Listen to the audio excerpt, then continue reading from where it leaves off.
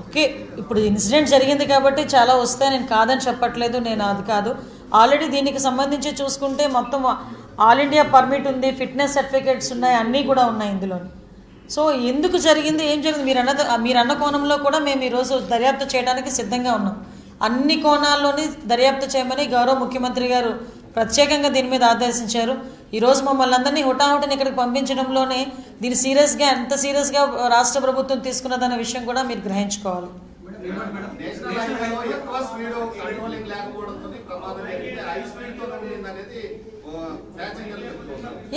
Little అందుకేనండి forensic teams 4 teams వేసాం కదా, ఎంత స్పీడ్లో వెళ్తుంది, ఇప్పుడు ఏ స్పీడ్లో బ్రేక్ పడింది, ఇవన్నీ వస్తాయి ఇన్వెస్టిగేషన్లో, ఎవ్రీథింగ్ వస్తాయి.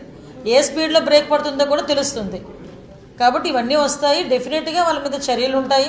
ఎందుకంటే ప్రాణాలండి, కళ్ళ ముందు 19 ప్రాణాలు పోయినాయి. చాలామంది నేను ఈరోజు హాస్పిటల్కి వెళ్ళి మాట్లాడుతుంటే కళ్ళ ముందు కాలిపోయారండి అని చెప్పారు. మా ఎమ్మెల్యే గారు చెప్పారు, ఒక చంటి పిల్లని ఒళ్ళో పెట్టుకొని కాలిపోయింది ఒక ఆమె. నిజంగా చాలా ప్యాథటిక్ సిచ్యువేషన్. అలాంటి సిచ్యువేషన్స్ ఎవరికి రాకూడదు, ఫ్యూచర్లో కూడా ఎటువంటి సందర్భంలోనూ ఇలాంటివి మనం జరగకూడదని కోరుకోవాలి. దీనికి ఇది ఒక ఎగ్జాంపుల్గా తీసుకొనైనా గౌరవ ముఖ్యమంత్రి గారితో మాట్లాడి మీరందరూ చెప్పినట్టుగా ఒక హైపో కమిటీ లాంటిది ఒక కమిటీ ఏర్పాటు చేసుకొని, ఇప్పుడు ఏదైతే మీరు కొన్ని సూచనలు ఇచ్చారో ఆ సూచనలు బేస్ చేసుకొని ఒక రిపోర్ట్ కూడా రెడీ చేసి సీఎం గారికి ఇవ్వడానికి కూడా సిద్ధపడతాం. దానికి కూడా సీఎం గారికి చెప్తాం.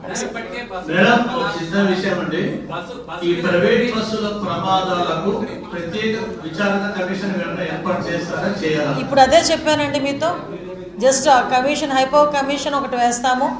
రోడ్ ట్రాన్స్పోర్ట్ డిపార్ట్మెంట్, అదేవిధంగా పోలీస్ డిపార్ట్మెంట్, రెవెన్యూ డిపార్ట్మెంట్ కలిపి ఒక కమిటీ కూడా ఏర్పాటు చేసి, ఒక ఎంక్వైరీ కమిటీ కూడా ఏర్పాటు చేయడానికి గౌరవ ముఖ్యమంత్రి గారికి కూడా చెప్పి ఇమీడియట్గా అది కూడా ఏర్పాటు చేస్తాం.